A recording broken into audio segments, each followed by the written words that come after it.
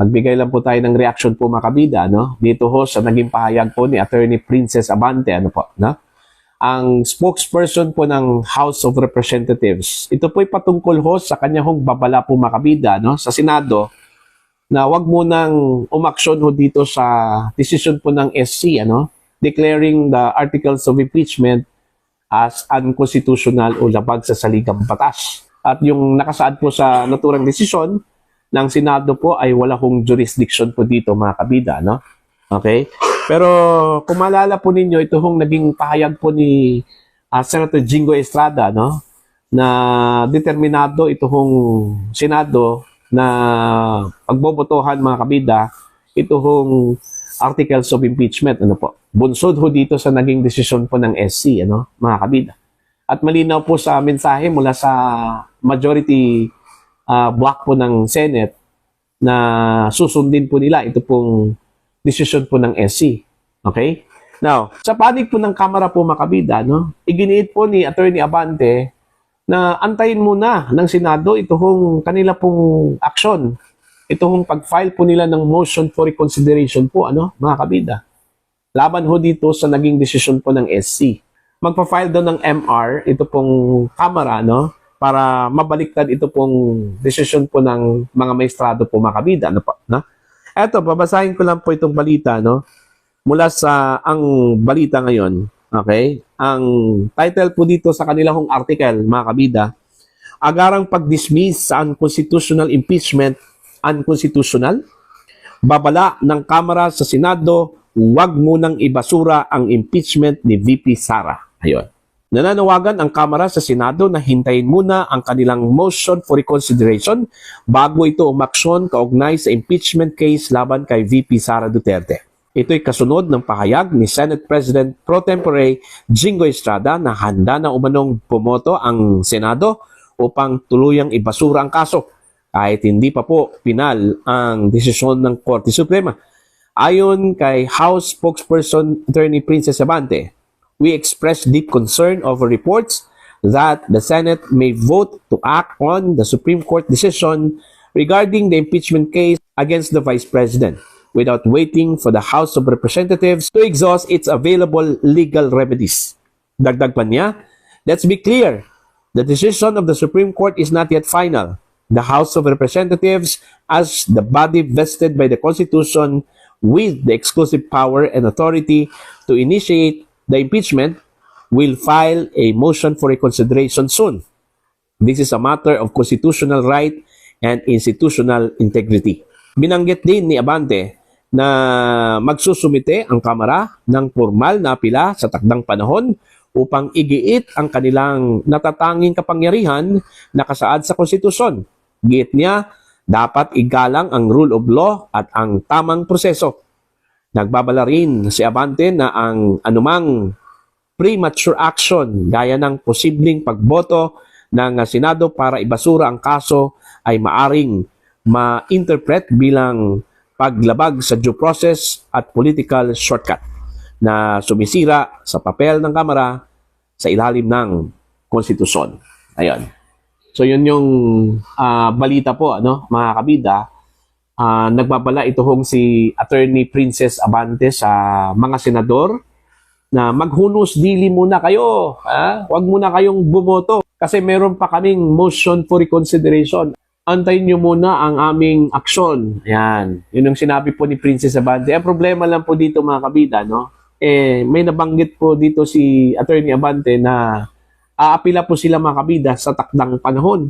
Kailan pa po ito? Ano? Kailan pa po yung sinabi po ni Attorney Abante na takdang panahon? Pero dito ho, sa panig po ng Senado, kailangan po nilang umaksyon ho dito, ano? Kasi malinaw po mga kabida sa desisyon po ng SC, ano? Na immediately executory yung desisyon po ng Korte Suprema, ano po, no? Maliban ho dito sa pagdeklara ho mga kabida na unconstitutional o labag sa saligang batas, ito pong articles of impeachment po ng House, ano? Malinaw din doon sa desisyon na kailangang ipatupad po ito kaagad, mga kabida, no? So wala hong magawa dito mga kabida ang Senado kundi ipatupad po nila ito, ano? Kahit pa po meron pong karapatan ito pong Kamara na mag-file po ng kanilang motion for reconsideration. Para po sa aking opinion ho dito, ano ang ibig sabihin po dito ho sa katagang immediately executory, In my own humble interpretation po mga kabida, ang ibig sabihin po dyan, wala na pong pag-asa, ito pong motion for reconsideration po ng Kamara. Kahit pa po, guaranteed po sa ating saligang batas, yung kanilang karapatan na umapila po mga kabida, Pero, since nilagay po ng Korte Suprema yung katagang immediately executory, ibig sabihin, hindi na po pwedeng magbabago po mga kabida ito pong desisyon po ng SC. Mantakin nyo, unanimous yung bumoto ho dito, mga kabida, Ibig sabihin po, silang 13 po mga kabida ang sang-ayon po, na yung articles of impeachment po ng Kamara, lumabag po sa saligang batas. Lalong-lalo na po sa provision po ng 1-year bar rule, mga kabida, na kung saan ipinagbabawal po ang paghahain po ng impeachment complaint more than once sa loob po ng isang taon, mga kabida. Okay? So kahit po maglupasay po itong mga mambabatas po natin na umapila po sa Korte Suprema, sa tingin ko po malabo na pong mabaliktad po ito, Kasi so far, sa pagkakaalala ko po mga kabida, hindi ko lubos maisip na meron pong naging desisyon ng SC, na unanimous po mga kabida, pero pagdating ho sa motion for reconsideration, nag-360 po, bumaliktad po yung kanilang desisyon. Okay lang sana po mga kabida kung iilan po sa kanila, ang meron pong dissenting opinion, ibig sabihin, may mga tumutol po na mga maestrado po sa desisyon po ng majority, wala Unanimous po, Dalawa lang po yung hindi ho nag-participate ho dito, mga kabida. Itong 13, lahat po sila. All in one po, mga kabida, na sumang-ayon po na ang articles of impeachment po ng Kamara, against the Vice President is violative po, sa ating saligang batas. Unconstitutional po, mga kabida. Kaya nga, kahit na po sinabi po ni Attorney Abante po mga kabida na respetuhin ang due process, malinaw po sa desisyon po ng SC, na immediately executory po mga kabida, po. Okay? So, tingnan na lang po natin, okay, ito hong motion for reconsideration ng Kamara, kung ito ba ay magkakaroon po ng bigat, Kahit na po marami hong mga abogado nagsasabi po mga kabida na manabo po, ito hong motion for reconsideration upang mabaliktad po ang desisyon, Pero baka po malay natin may makita po ito hong mga maestrado po mga kabida na magandang argumento mula sa House, na magiging mitsa po mga kabida ng kanilang pagdadalawang isip po, mga kabida, dito ho sa kanilang naunang desisyon. Okay? So let's see. Titingnan po natin kung ano po yung magiging resulta ho dito. Pero mostly, karamihan ho sa mga eksperto, mga miyembro po ng Integrated Bar of the Philippines, buti pa itong IBP po mga kabida, marunong gumalang po sa desisyon po ng SC. Okay? Ganito kasi yan, hindi po kasi lahat po ng gusto po natin ay masusunod. Okay? Yung desisyon po ng SC, kahit po labag po sa atin yung naging desisyon po nila, o labag po sa iilang sektor po mga kabida, wala po tayong magawa dyan. Kasi desisyon po yan ng kataas-taasang hukuman po ng bansa, mga kabida. Alright? Yung kanilang desisyon is yun na yun, whether mali man o tama. Okay? Kasi sila yung may authority They have the sole authority to decide and to interpret laws. Ganun lang po yun kasimple. Kahit na siguro hindi abogado makakaintindi po dyan, mga kabida. Okay? How much more ito hong mga abogado po, na nag-aral po ng batas at alam nila ang mandato po ng Korte Suprema. Okay? Yung mga ayaw ho sa naging desisyon po ng SC, kayo na lang po sana nag-Korte Suprema, ano? Diba? Wala ho tayong magawa Sila yung nandyan Okay? Tsaka pangalawa, 13 mga maestrado po ang andyan.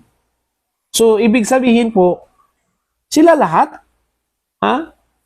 pareho-pareho yung kanilang mindset. Kahit po yung appointee ni Pinoy na naging ponente ho dito, mga kabida, si Senior Associate Justice Marvic Leonin, ganun yung kanyang basa yung kanyang interpretasyon, Lalong-lalo na po, ito hong appointee ni Pangulong Marcos po, mga kabida, Ganun din yung kanyang basa paano ho maging bias yan? Paano ho sasabihin po nila, mga kabida, na itong mga maestrado po natin ay kinausap po ni Vice President Sara Duterte. Kasi mali kasi yung sasabihin mo na kinausap ng Vice Presidente ito hong mga maestrado para lang po yung kanilang desisyon po ay pumabor po sa kanya. Hindi naman po maganda yun. Hindi naman po tama yun, mga kabida. Okay? Alam naman po natin na ang Korte Suprema po, ang kanilang sandigan po, mga kabida, ay ang saligang batas lang talaga. No more, no less. Po. Hindi po pwede silang lumampas o lumabas po sa saligang batas pagdating ho sa kanilang desisyon, mga kabida. Parang Bible na kasi yan ng Korte Suprema ito hong saligang batas po natin po. Okay? So sana maintindihan po ng mga tutol ho dito sa desisyon. Ang problema lang kasi po, mga kabida, kung bakit ganyan yung kanilang mindset. Bakit ayaw ho nila ng desisyon po ng SC, Kasi ho, may lining kasi itong mga taong ito, anti-Duterte kasi ito sila. Gusto ho nilang mawala po sa desisyon ito hong si Vice President Sara Duterte, Gusto po nilang matanggal ito hong si Vice President Sara Duterte. Okay, kahit na po, alam po nila, mga kabida, na meron pong problema yung articles of impeachment. Pwede bang sasabihin po ng SC, na kahit po meron pong paglabag, okay lang, pagpatuloy yung proseso po, Hindi naman po tama yun. Okay? Paano magkaroon po ng credibility ang magiging desisyon po ng impeachment court, mga kabida, kung ang pinagbabatayan po nila doon ho sa kanilang desisyon unconstitutional o labag sa saligang batas, Diba? Paano ho magkaroon po ng credibility? May question pa rin. Pagdating ho ng panahon, magdesisyon po ang impeachment court, shall we say, sasabihin po ng impeachment court na guilty si Vice President Sara Duterte, hindi po matatapos yung issue, mga kabida. Okay? Kasi ho, questionin pa rin yan yung magiging desisyon po ng impeachment court kasi may bahid po yun Kasi sinabi na po ng Korte Suprema po, mga kabida, na unconstitutional pero itinuloy pa rin. Okay? Nagkaroon po ng desisyon. So, hindi po matapos-tapos po yan, mga kabida, yung issue na yan. Okay? So, mas mainam na sundin na lang po ang desisyon ng Korte Suprema. Total, meron naman pong panahon po, mga kabida, na mag-file ulit ng impeachment complaint against the same person. Diba? Anong sinabi po ng Korte Suprema? Pwede ho silang mag-file ulit on February 6, 2026. O bakit hindi po natin antayin po yun, mga kabida? August na po tayo ngayon. September, October, November, December, January, February. So, 6 months na lang po ang natitira po, Pwede na po silang maghain po ng impeachment complaint on February 6, 2026 po, mga kabida. Hindi po sila makaantay po doon, Gusto po nila ngayon na kagad? Kasi gusto po nilang ipa-impeach na kaagad at mawala na po sa pwesto ito pong si Vice President Sara Duterte. Yun yung malinaw po. Hindi po yung sinabi po nilang accountability po, mga kabida. Hindi. Politically motivated. Yun yung malinaw. Yung kanilang mindset po, kung bakit ganun po sila ka interesting po, dito ho sa decision po ng SC. Gusto po nilang mabaliktad po ito.